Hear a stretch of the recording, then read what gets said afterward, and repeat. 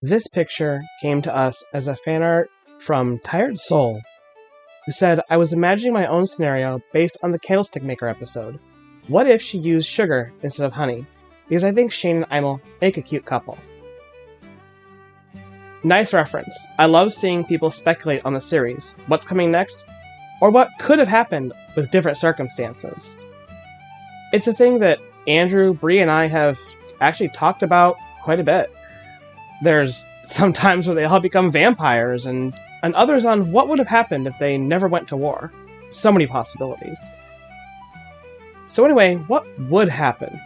Well, we looked, and it turns out that quite a lot changes from what actually went down, such as this flower in her hair. I know where they got that idea. There have been a couple of pictures we put out with Imel wearing a red flower, and this usually pertains to something with Shane, not Martin, ironically. They started working together more often, and Shane helps Imel with her random errands, while Imel turns around to help Shane tend to the sheep. When I was coloring this, I made a mistake in coloring Shane's belt green like I normally do. Remember, Shane's favorite color is yellow. Actually, my favourite colour's yellow, not green. Well, in this alternative scenario, he wears more accents of it. Almost like he's more sure of himself and letting himself out more. It's pretty typical that your average person doesn't really wear colors that automatically advertise their elemental prowess. Shane wears a lot of green, Imel a lot of brown, but this isn't who they are because those are nature and earth colors respectively that both herald back to their mothers, to Sandra and Olivia. With Shane wearing more yellow, he's closer to his air element, closer to his inner self, and closer to individuation. For Imel, that color is green. She's nature element, and I've done pictures of her in green before that I really like for her future self. This signifies both of them being more confident and outwardly unique, even earlier in life. What's interesting with that as well is, and this is something I've mentioned maybe once or twice before, I know I've talked about it on Blue Sky, I played a really old game when I was younger called Fairy Tale Adventure, and in that game, there were 3 protagonists.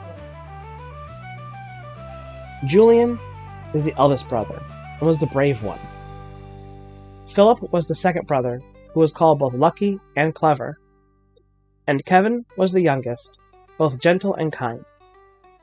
And I noticed something about them when I revisited the story of Martin, Madeline, and Shane. Red, blue, and yellow. Interesting. See, I used to think the colors being red, blue, and green were based on the Zelda Triforce, and maybe to some extent they are. Martin with power, Madeline with wisdom, Shane for courage.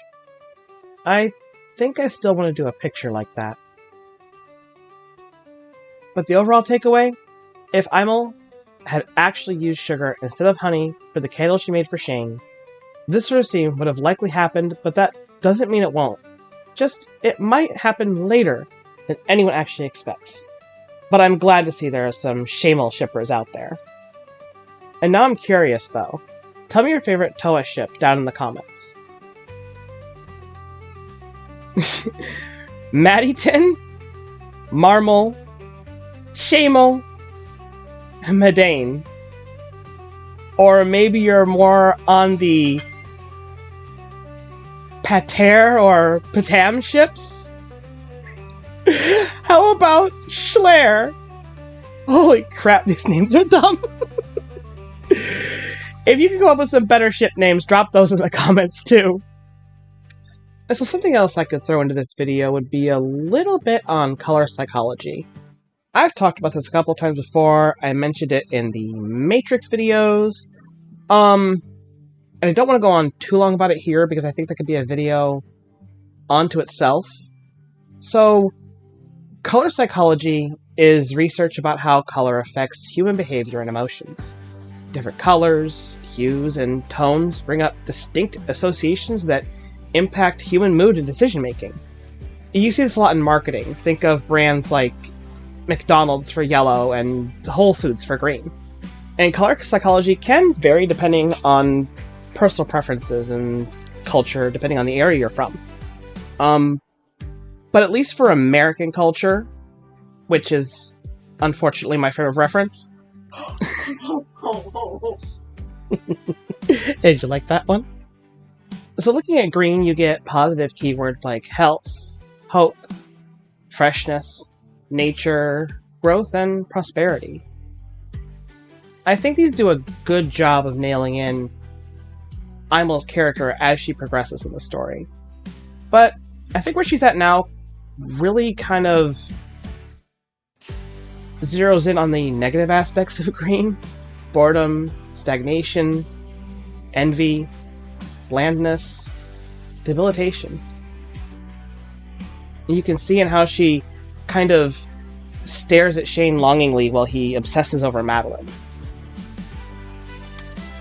But then I guess with the green that Shane wears, you also kind of get that sense of stagnation. He's between a lot of things, trying to find himself. Either way, they're both adventurous, competitive, but also can get quickly disaffected with symbols of authority. Yellow, on the other hand, is way warmer than green. It stands for optimism, warmth, happiness, innovation, intellect, and extroversion. Although on the negative side, you got irrationality, fear, like Sinestro's ring, caution, wet floor signs, anxiety, frustration, and cowardice. And we've all heard of the yellow belly trope to signify cowardice. And in older Looney Tunes, did you know that when you look at the old animations cells and you see a little flash of yellow on the character's back, it's a indication that they're cowardly running away from a situation. Yellow shades, tints, and tones tend to indicate independence, strategic thinking, and impulsiveness. That's why you might see yellow tags on things like clearance items, incentivizing you to buy them quickly, especially near the cash register. Impulsive shopping. And I think we can see how this yellow color also affects Shane. He wants to be independent from Martin, and he is the more strategic brother, the way he fights and the way he conducts himself around town. The trickster. But I think that's also where his impulsiveness comes in. What did he want to do because he was bored? He wanted to trick Madeline. And in the end, that didn't go well for them, did it?